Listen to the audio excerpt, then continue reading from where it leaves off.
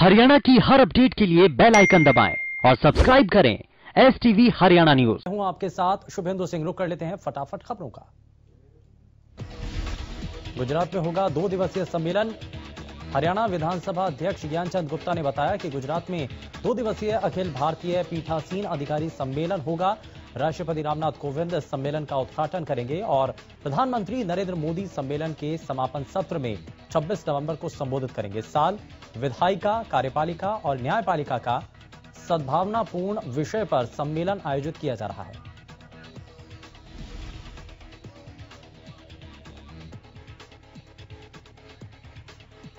केंद्रीय जल शक्ति मंत्री का यमुनानगर दौरा।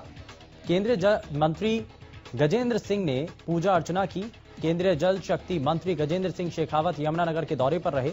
सरस्वती उद्यम स्थल पर गजेंद्र सिंह शेखावत और रतनलाल कटारिया ने सबसे पहले विधिवत रूप से पूजा अर्चना की। उन्होंने यहां पौधे भी लगाए।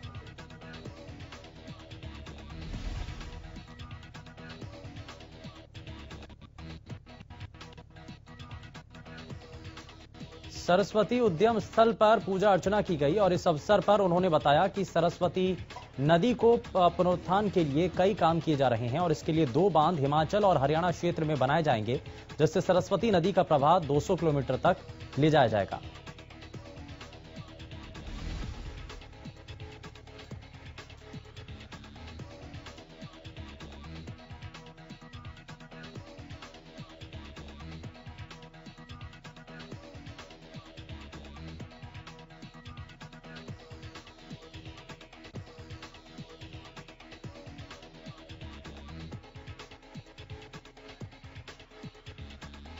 प्रदेश में बढ़ते कोरोना संक्रमण को देखते हुए गृह मंत्री अनिल विज एक्शन में हैं, जिसको लेकर अनिल विज ने बीजेपी कार्यकर्ताओं के साथ सामाजिक संगठनों से भी ज्यादा से ज्यादा संख्या में मास्क बांटने की अपील की।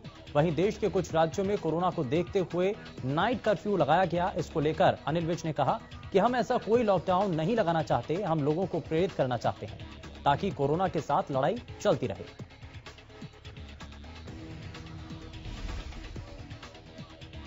वहीं अनिल विज ने लव जिहाद के कानून को लेकर ओवैसी के बयान पर तंज कसते हुए कहा कि अब ओवैसी कोई ऐसा आदमी नहीं है जिसकी बात का जवाब दिया जाए, क्योंकि वो हमेशा बेतुकी बात करता है। अब प्यार के जाल में फंसाकर अगर कोई धर्म परिवर्तन करता है तो उसके खिलाफ कानून बनने में ओवैसी को क्या तकलीफ है।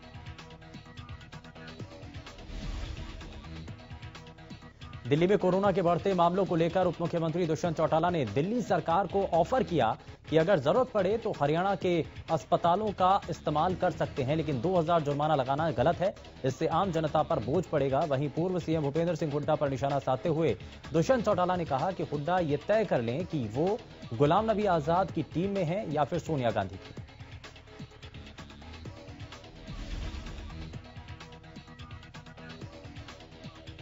बिहार विधानसभा चुनाव में हार के बाद कांग्रेस में बयानबाजी का दौर खत्म होने का नाम नहीं ले रहा है। कांग्रेस के सीनियर नेताओं के खिलाफ हरियाणा कांग्रेस नेताओं ने भी मोर्चा खोल दिया है।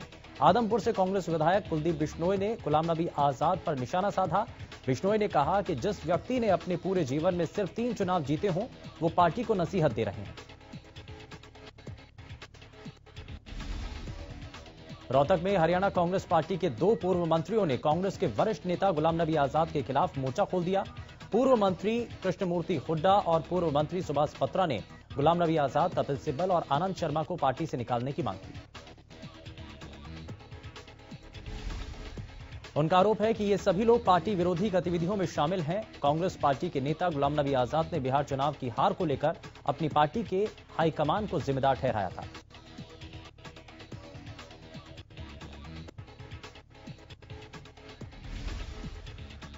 पूर्व पार्षद हरीश शर्मा प्रकरण मामले में पुलिस ने बड़ी कार्रवाई की। लगातार परिजनों की ओर से इंसाफ की गुहार लगाए जाने के बाद पुलिस ने इस मामले में 3 पुलिस अफसर समेत 5 लोगों के खिलाफ मामला दर्ज किया। इस मामले में पानीपत की एसपी मनीषा चौधरी के खिलाफ मामला दर्ज किया गया। पूर्व पार्षद हरीश शर्मा का आज 10 बजे अंतिम संस्कार किया गया।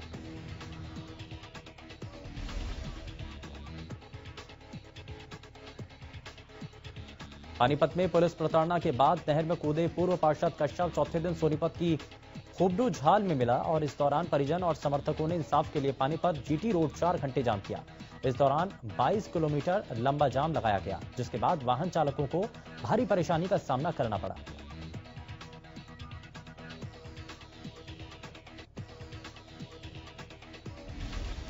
इस दौरान पुलिस प्रशासन की ओर से भी 2 बार लाठीचार्ज किया गया। फिलहाल इस मामले को लेकर प्रदेश के मुख्यमंत्री मनोहर लाल और गृह मंत्री अनिल विज ने परिजनों से बात कर उन्हें उचित कार्रवाई का आश्वासन दिया।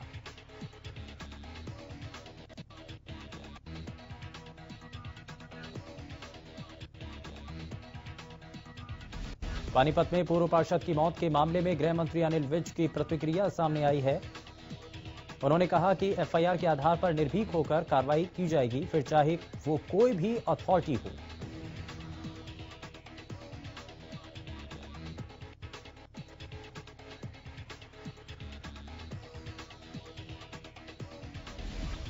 पूर्व सीएम भूपेंद्र सिंह हुड्डा ने पूर्व पार्षद हरीश शर्मा को श्रद्धांजलि दी और हरीश शर्मा के परिवार से मुलाकात कर उन्हें सांत्वना दी। साथ ही न्याय दिलवाने का आश्वासन भी दिया है और इस दौरान उन्होंने मामले को विधानसभा में उठाने की बात कही।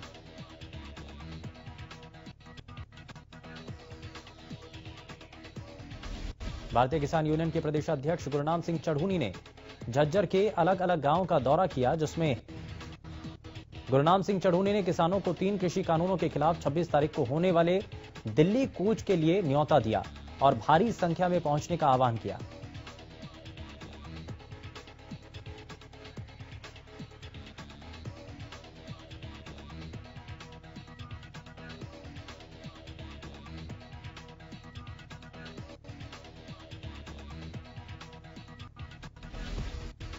किसानों ने भी गुरनाम सिंह चढ़ूनी को पूरा भरोसा दिलाया कि वो दिल्ली कूच के लिए पूरी तरह से तैयार है।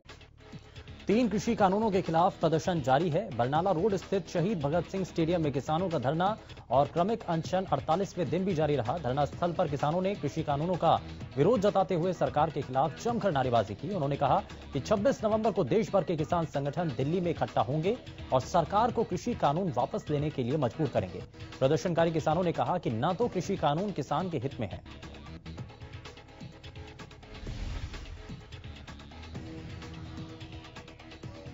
कानून हक में होते तो धरने शुरू नहीं होते, ना ही पराली जलाने वाले किसानों पर 1 करोड़ का जुर्माना और सजा का प्रावधान हित में है। पूरे मामले को लेकर किसान नेता गुरदीप सिंह ने कहा कि जब तक कृषि कानून वापस नहीं होते आंदोलन जारी रहेगा। 500 से ज्यादा जत्थेबंदियों के आह्वान पर सिरसा से सैकड़ों की संख्या में किसान 26 नवंबर को दिल्ली कूच करेंगे।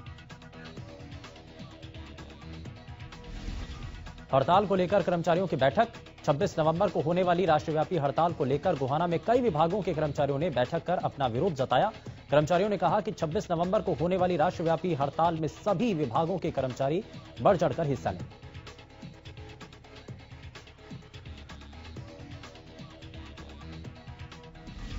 अनाज मंडी में बड़ी धान की आवक। गोहाना अनाज मंडी में धान की आवक पिछले साल से ज्यादा है।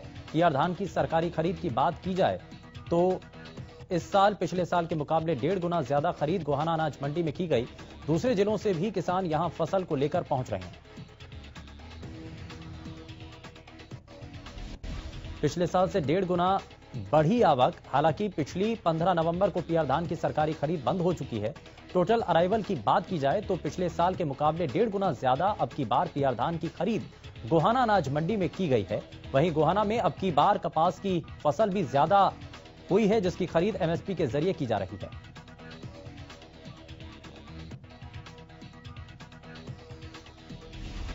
बाजरे की खरीद नहीं होने से परेशान किसान। झज्जर में बाजरे की खरीद नहीं होने पर सैकड़ों की संख्या में किसानों ने प्रशासन के खिलाफ नारेबाजी की। सैकड़ों की संख्या में किसान मंडी आड़ती के साथ जिला उपायुक्त से उनके आवास पर मिलने पहुंचे। इस दौरान उपायुक्त ने किसानों और आड़तियों को आश्वासन दिया कि उनकी फसल का एक एक दाना खरीदा जाएगा।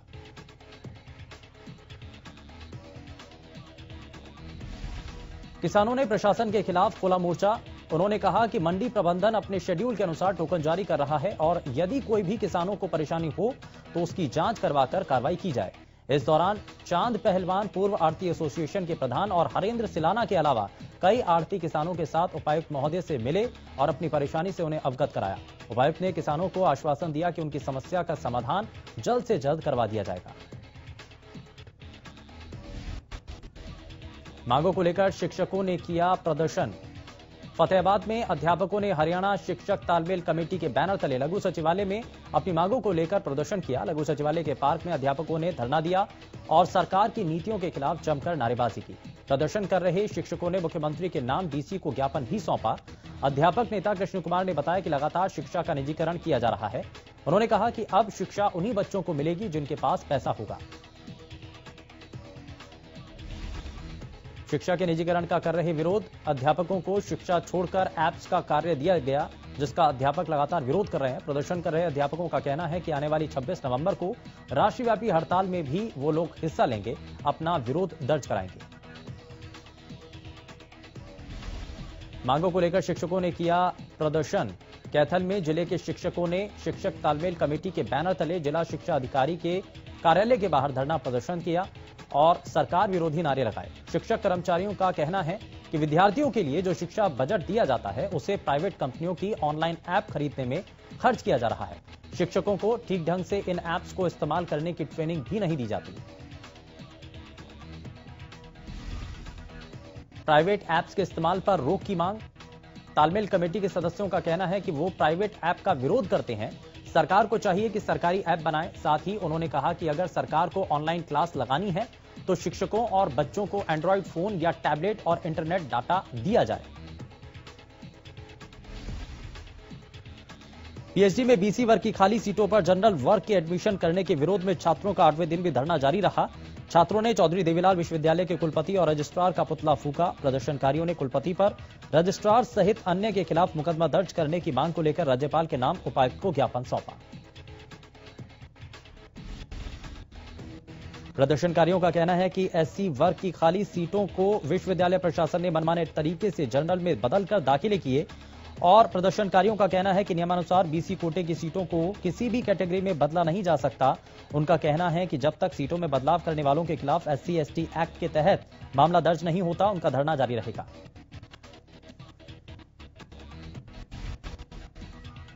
टोहाना के सार रोड पर बिजली निगम के कार्यकारी अभियंता के दफ्तर के बाहर बिजली कर्मियों का धरना जारी रहा। बिजली कर्मियों का कहना है कि अगर उनकी मांगे नहीं मानी गई तो वो सख्त निर्णय लेते हुए बिजली निगम के कार्यकारी अभियंता का घेराव करेंगे। वो उन्हें फील्ड में कहीं भी काम नहीं करने देंगे।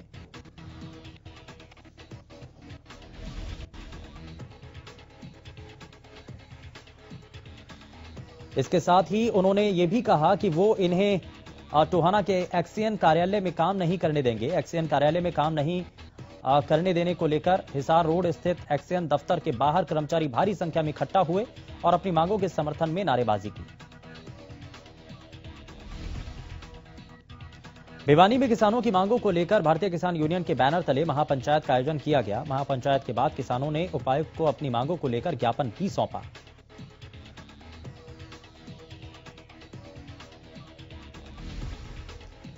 प्रदेश में कोरोना का कहर लगातार बढ़ रहा है, जिसको देखते हुए कैथल में जिला प्रशासन ने सुरक्षा के मद्देनजर कोरोना की सैंपलिंग प्रक्रिया तेज कर दी है। सभी विभागों के अधिकारी, कर्मचारी और मार्केट में दुकानदारों के सैंपल जांच के लिए लिए गए।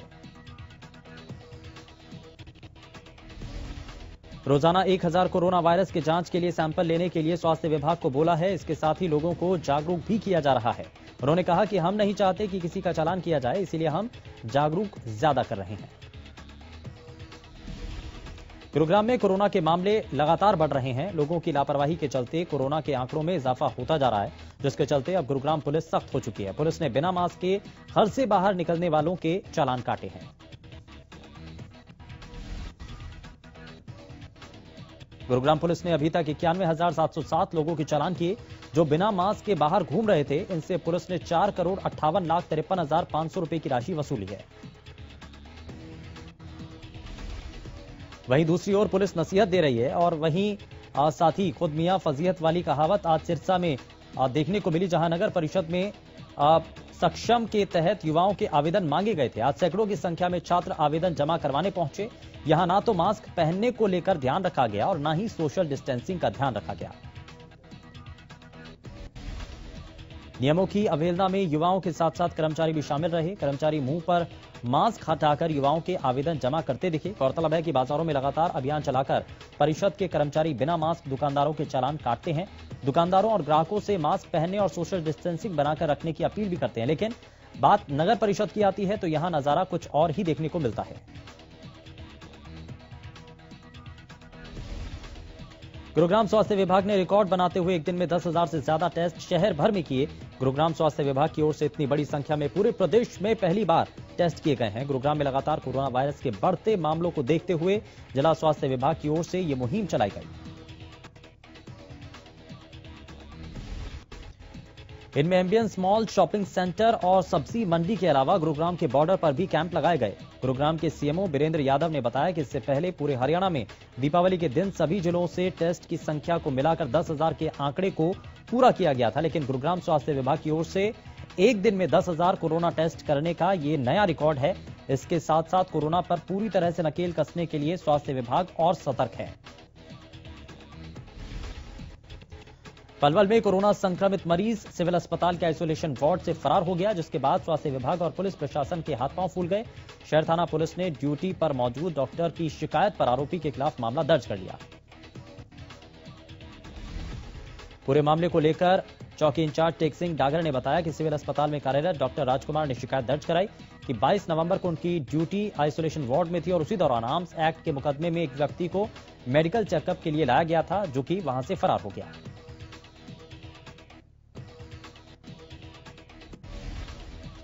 नारनौल में निजी स्कूल संचालक लगातार आदेशों की धज्जियां उड़ा रहे हैं। दरअसल सरकारी आदेशों के बावजूद भी निजी स्कूल खुले पाए गए। वहीं कई बार बुलाने के बावजूद जिला शिक्षा अधिकारी मौके पर नहीं पहुंचे। इस दौरान स्कूल संचालक ने हरियाणा न्यूज की टीम को अंदर जाने से रोका और कैमरे को भी बंद करवाने की कोशिश की।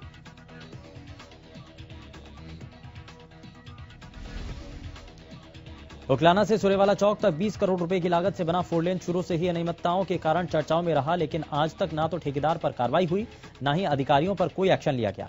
आपको बता दें कि 4 लेन में जगह जगह सीवरेज टूटकर जानलेवा गहरे गड्ढे बन चुके हैं। स्थानीय राहगीरों के साथ साथ बाहर से आने वाले लोगों के लिए भी इस 4 लेन पर चलना खतरे से खाली नहीं है। दरअसल लोगों ने इस संबंध पर हर पथ ऐप पर भी फोटो और वीडियो डाली, लेकिन बावजूद इसके कोई कार्रवाई नहीं हुई। वहीं 21 नवंबर को उकलाना में पहुंचे डिप्टी स्पीकर रणबीर गंगवा के सामने जब यह मामला उठाया गया तो उन्होंने कहा कि उनके संज्ञान में अब ये मामला आ चुका है, जिस पर कार्रवाई की जाएगी। भिवानी की अशोका कॉलोनी में इन दिनों सीवरेज के पानी से फैली गंदगी के कारण लोग परेशान हैं। लोगों का कहना है कि वो पिछले 3 साल से सीवरेज की परेशानी के चलते गंदगी भरे माहौल में रहने को मजबूर हैं, लेकिन प्रशासन की अनदेखी के चलते वो यहां नरकीय जीवन जीने को मजबूर हैं। उन्होंने कहा कि सीवर का पानी गली में फैल जाता है, जिससे गली तो बाधित होती ही है, साथ ही उनका आवागमन भी बाधित हो रहा है। गोहाना के सिरसार गांव में हो रहे अवैध कब्जे पर हाईकोर्ट के आदेश के बाद प्रशासन अब अपनी कार्रवाई करेगा। गोहाना के एसडीएम आशीष वशिष्ठ ने बताया कि गांव सिरसार में 397 एकड़ भूमि पर ग्रामीणों ने अवैध कब्जा किया हुआ था। हाईकोर्ट का फैसला आने के बाद गोहाना प्रशासन ने ग्रामीणों को 397 एकड़ भूमि पर किए कब्जे को जल्द छोड़ने के आदेश दिए थे, लेकिन इसके बाद भी ग्रामीणों ने जमीन से कब्जे को नहीं छोड़ा, जिसके चलते प्रशासन ने पिछले साल बड़ी कार्रवाई करते हुए अवैध कब्जे को खाली करवाया था। लेकिन गांव में 70 से ज्यादा मकान और प्लॉट को खाली करने की मोहलत दी, जिसके चलते प्रशासन दोबारा से गांव के अवैध कब्जों के खिलाफ कार्रवाई करेगा। प्रदेश में बाल विवाह के मामले नहीं रुक रहे हैं। प्रदेश में 2 अलग अलग जगहों पर बाल विवाह निषेध अधिकारी ने बाल विवाह रुकवाए। इस दौरान दोनों बारात ही बैरंग लौटी।